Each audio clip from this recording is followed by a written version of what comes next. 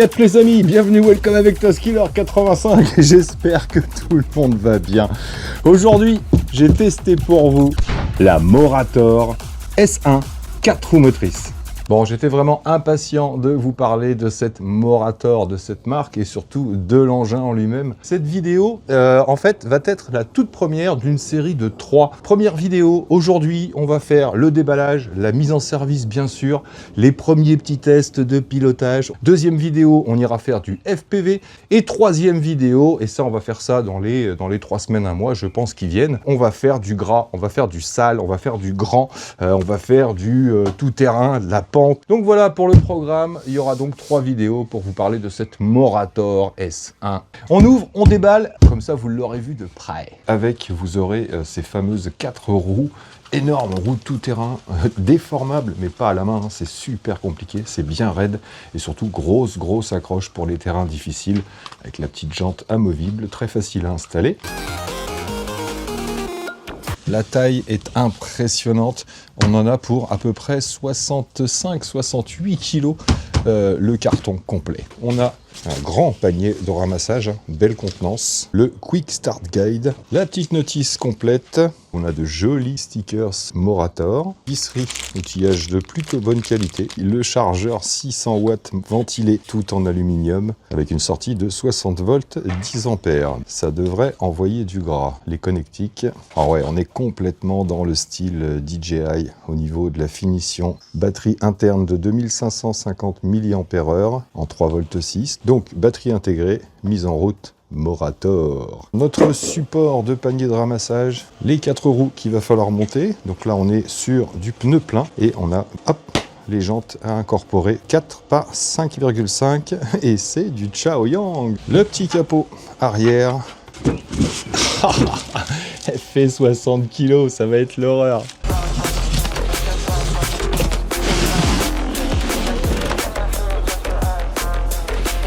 Voilà toute la petite visserie 6 par roue. Bon, autant vous dire que ça se met bien. Hein. Bon, les 4 roues sont montées. Système de train avant bien pensé pour s'adapter au terrain. On va venir se crocheter ici tout en haut. Et ça repose sur des patins. On va enfiler notre armature ici. Et ensuite, c'est juste un système de par clips.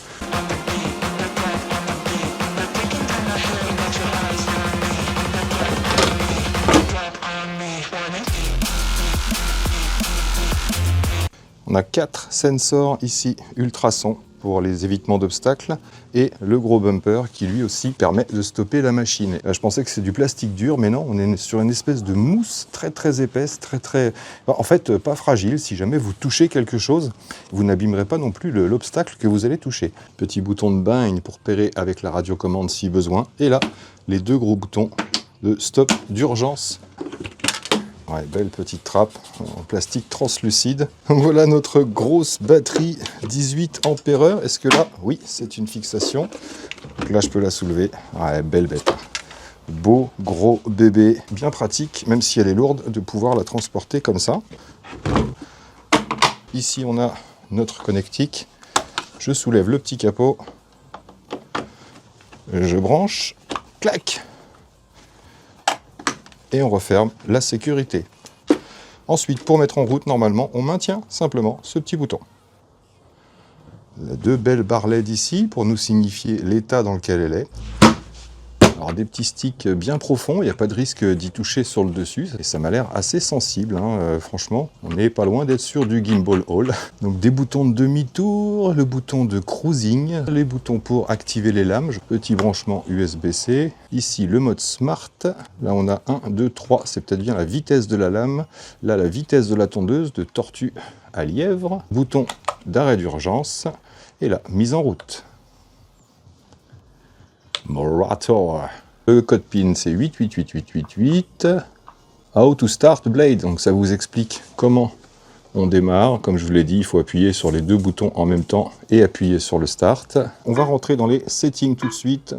Voice playback, safety function. On va désactiver les sensors. Collision sensor, rear, tout ça, on va pas toucher pour l'instant. Advanced Setting, mode stabilisé, calibration IMU, on ne va rien toucher non plus. Vous voyez, on est passé au vert là directement, donc on est bon. Language, eh ben on va pouvoir mettre en français. Alors, mode de contrôle, donc on peut choisir le mode 1 ou le mode 2. On peut également choisir de pouvoir piloter d'une seule main. Indice de gaz, d'accord, on peut même mettre de l'expo. C'est violent quand même. Hein. Sensibilité direction, pareil, on va pouvoir gérer l'expo. Accélération, gaz, direction. Ah ouais, on peut augmenter quand même. Hein. Le mode appairage, il est là, c'est ce que je vous expliquais. Vous voyez, on met en mode appairage et là, on maintient le bouton qui est sur le côté ici pour que la machine s'appaire à la radiocommande. Là, nous sommes connectés. Mise à jour du firmware et aide et feedback. Voilà, on a fait le tour des réglages. Je vais pouvoir m'amuser un petit peu. Donc le voilà, ce monstre, ce bestiau. Alors là, elle n'est pas toute propre, même si je l'ai bien nettoyée. J'ai déjà fait pas mal de tests avec et de tontes. Donc que je vous parle tout de suite des choses qui fâchent. On va parler tarifs. Il existe 3 versions de la 4 roues motrices. On va commencer par la mienne, la S1 4W 18 ampères.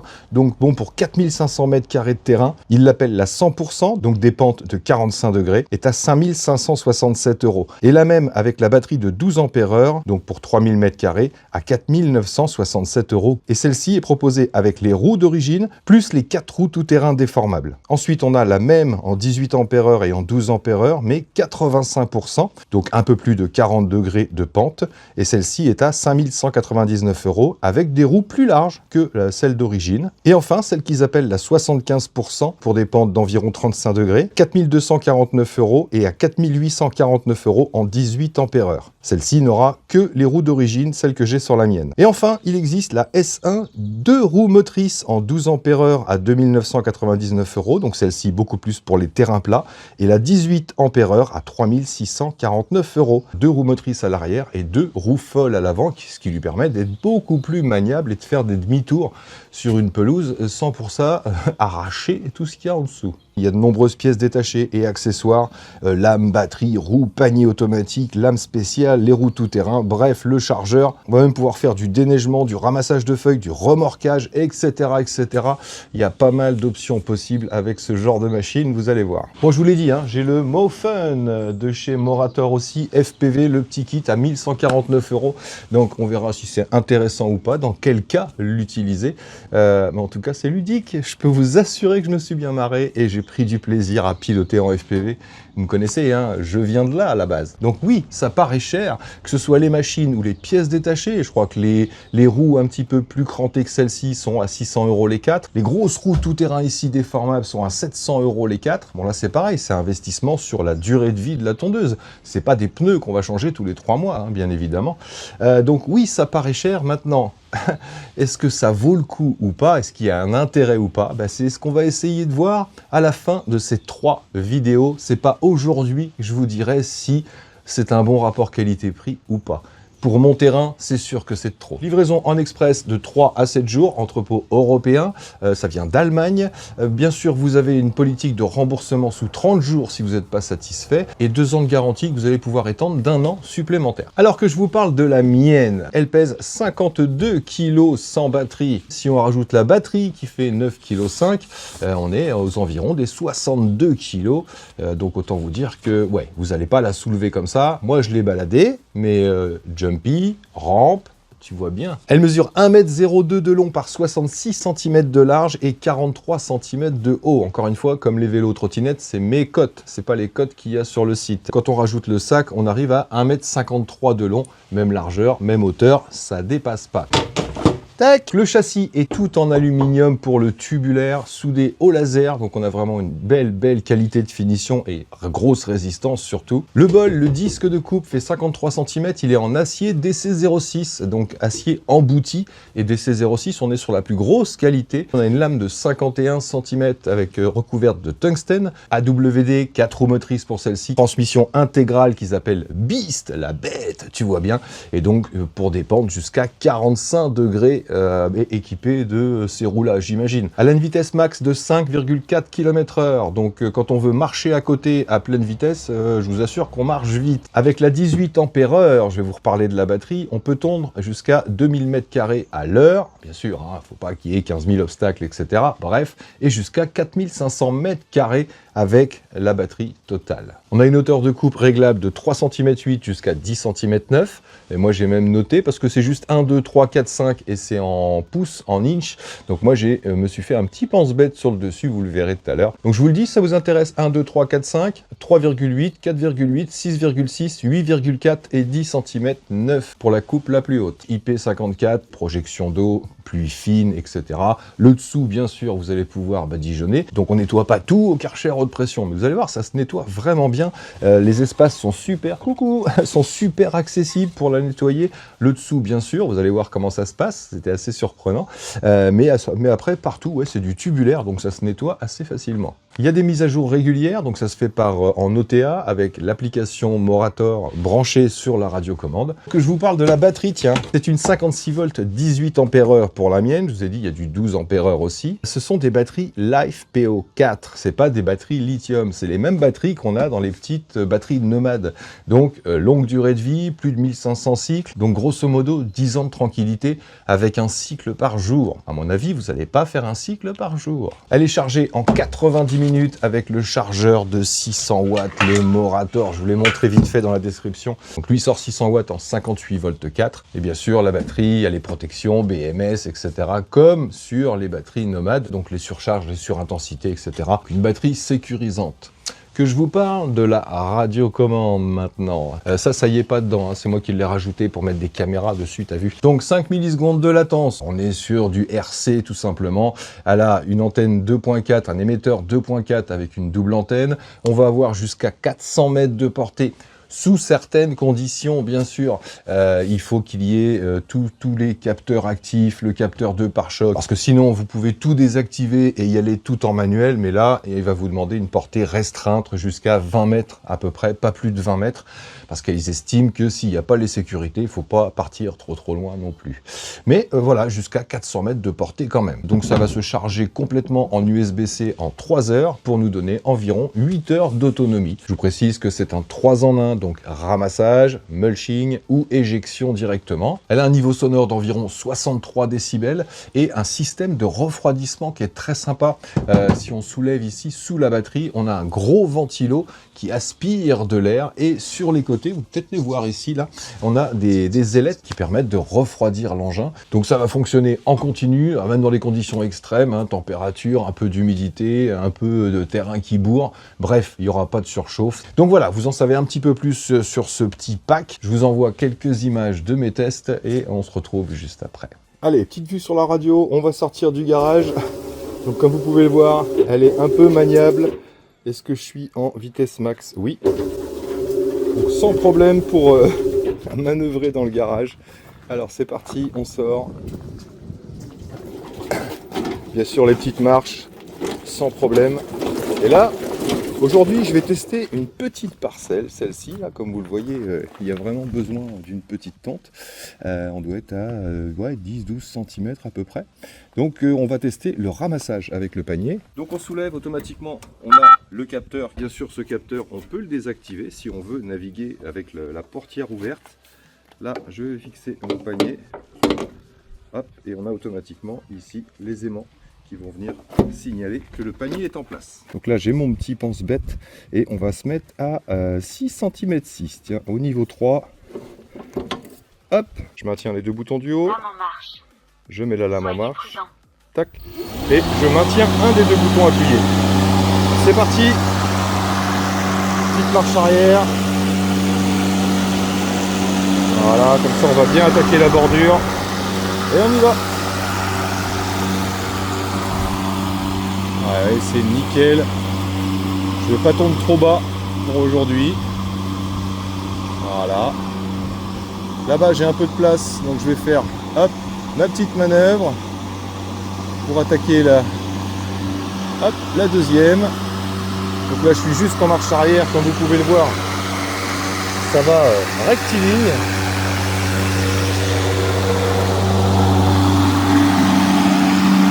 Voilà.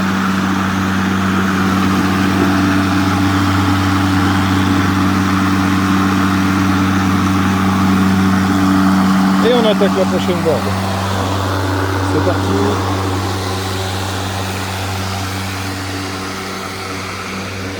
Donc Donc là j'ai enlevé les capteurs à ultrasons, donc je peux passer au ras de tous les obstacles. Je vais désactiver le bumper pour pouvoir aller poker là-bas contre le cabanon. Donc fonction de sécurité, ultrasons désactivé, capteur de collision, je l'enlève. Vous voyez, c'est ici, capteur arrière, si jamais vous voulez tondre avec le bac ouvert à l'arrière. Limite arrière, c'est la limite de vitesse en marche arrière, on peut le désactiver. L'inclinaison, ça c'est s'il y a trop de pente, pareil, on peut le désactiver ici, on s'en fiche, on n'a pas de pente. Et détection de la distance, ça on peut le désactiver pour avoir une bien meilleure portée tout simplement. Donc je remets en route. Toc, let's go.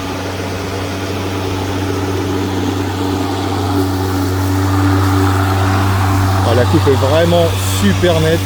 Et vous voyez là je vais aller bumper contre le bord. Allez. Bam. Et comme j'ai désactivé le capteur, pas de souci.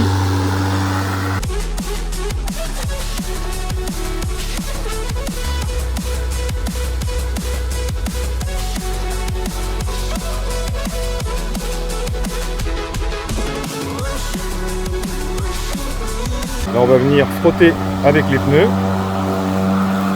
vraiment le long, comme Alain, voilà, et là on vient frotter le long du muret, toc, on est au bout, marche arrière le long du muret,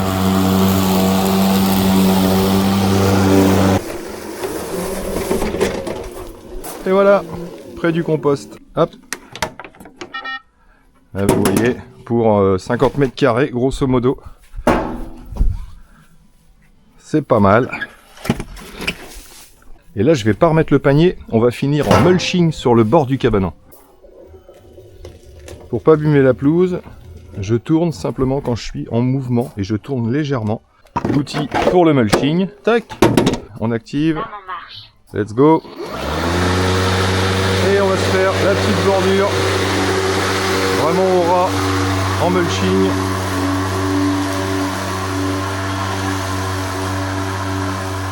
Et je suis au bout.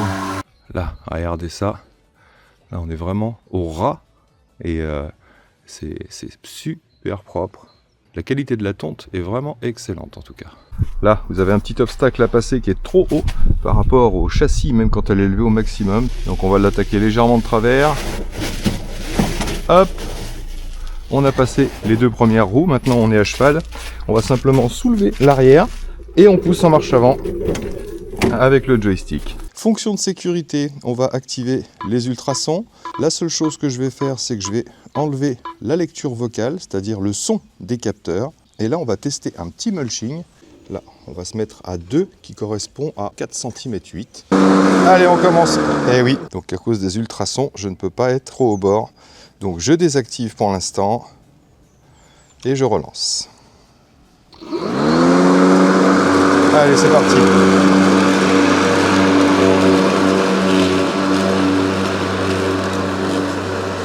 Et on va tester la fonction demi-tour, mais il faut que les capteurs soient en route. Demi-tour gauche.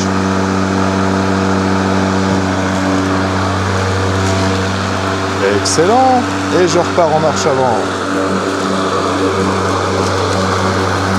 Donc ça, faut pas le faire quand l'herbe est trop mouillée, surtout si c'est de la pelouse un peu humide. Vaut mieux éviter parce que sinon ça laboure pas mal. Demi-tour droite. Ah, parfait. Ah, elle se remet bien sur la ligne.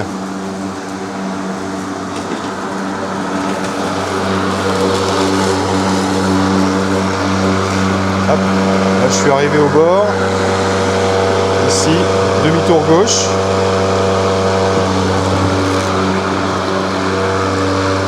Et elle se remet sur la ligne, vous voyez, ça laboure un petit peu. Alors ça va, ces pneus-là sont pas trop agressifs. Mais là, vous voyez, je le ferai pas dans la pelouse du fond là-bas. Trop peur de l'abîmer.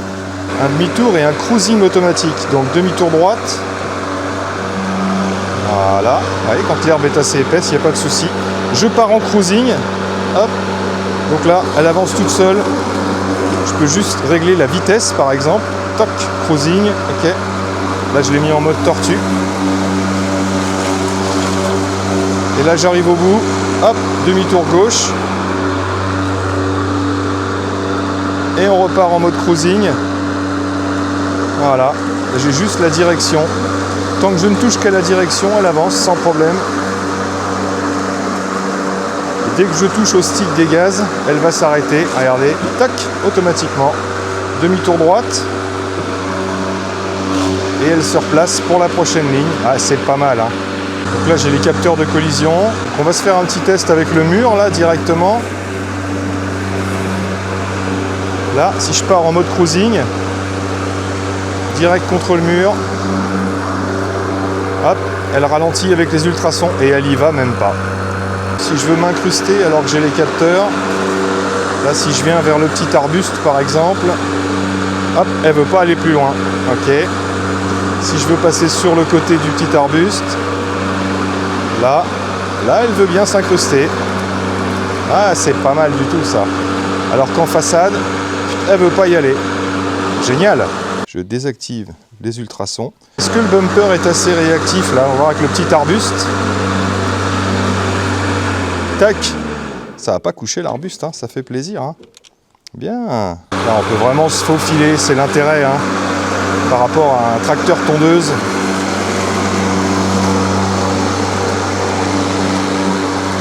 Hop, on peut vraiment faire le contour.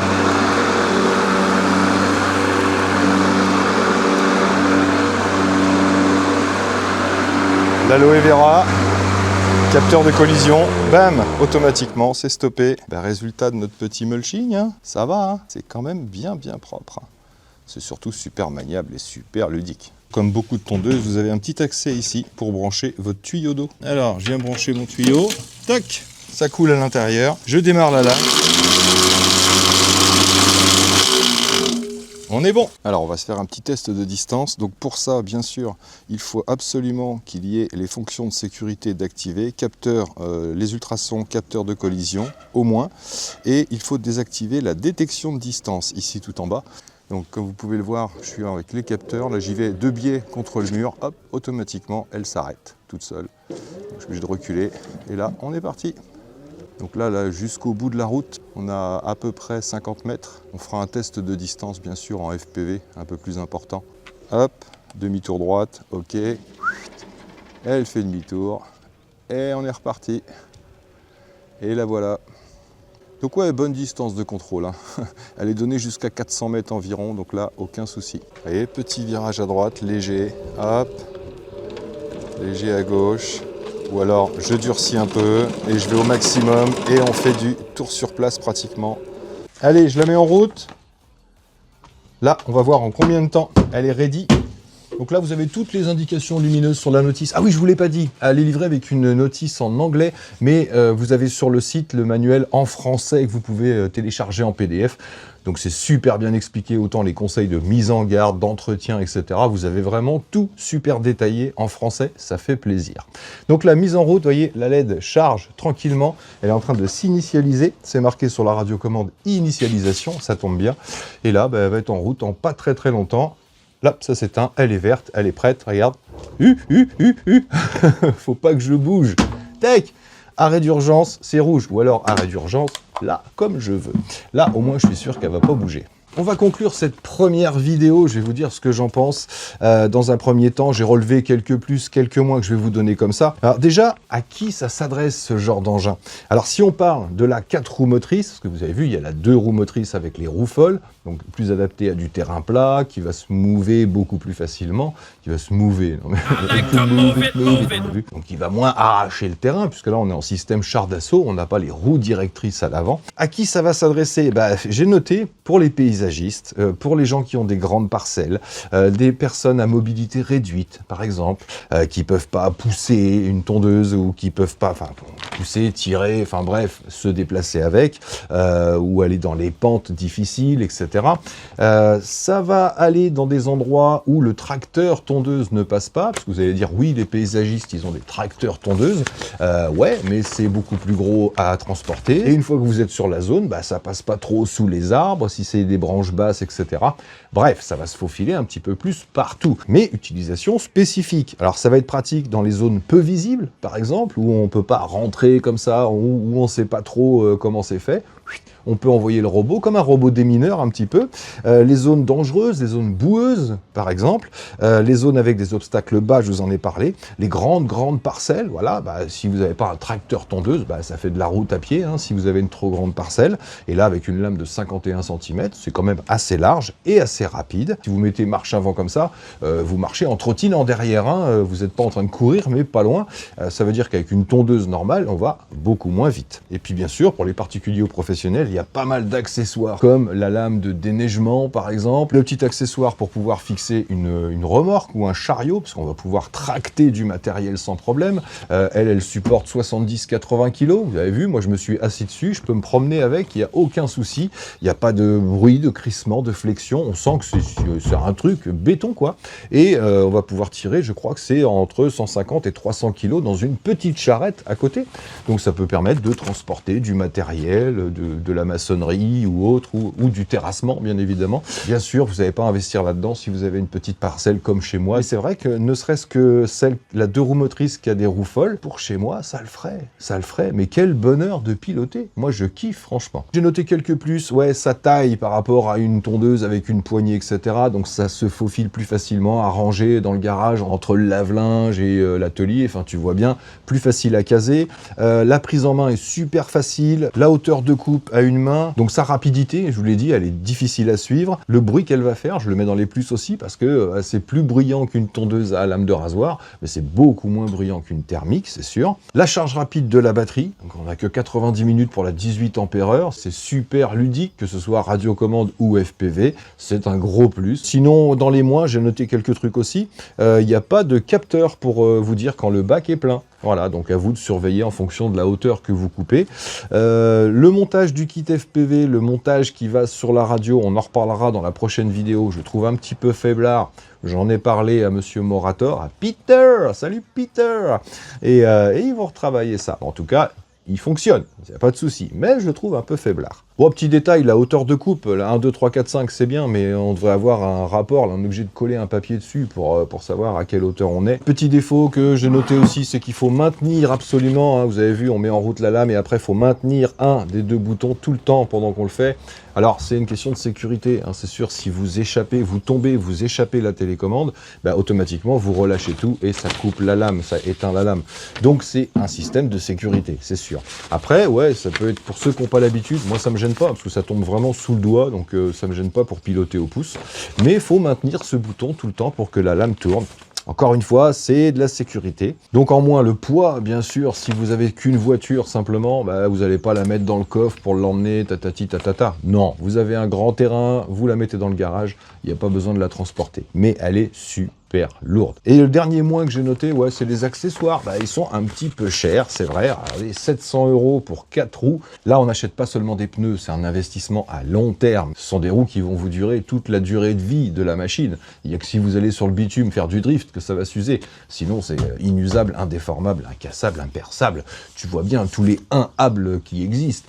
Bref, donc oui, c'est vrai que les accessoires paraissent chers, mais encore une fois, on est sur de l'investissement à long terme.